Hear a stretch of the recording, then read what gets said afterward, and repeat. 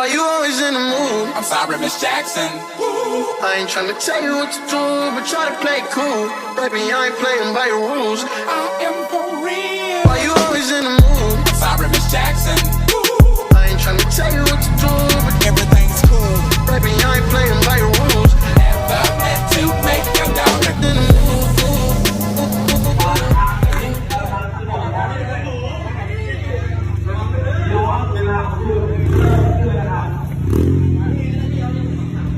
สปีดพิเศษไม่เกิน60นะครับสปีดพิเศษห้ามเกิน60เลยค่ะ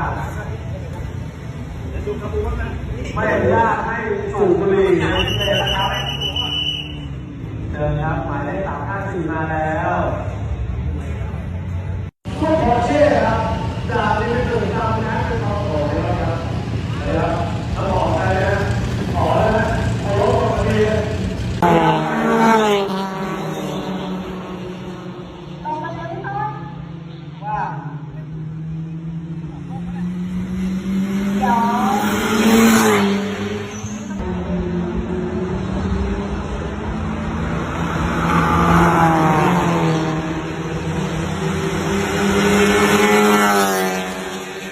ต่อไปนะรถจะเข้าพิเศษ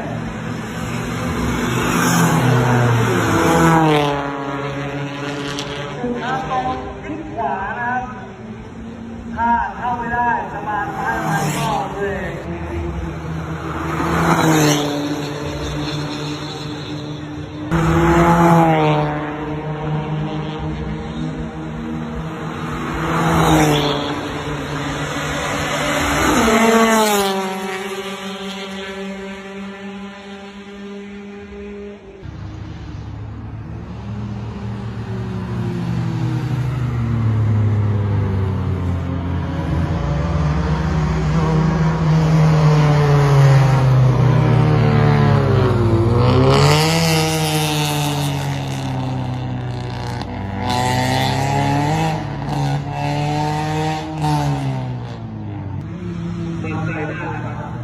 มันมีความเร็วนะตอนนี้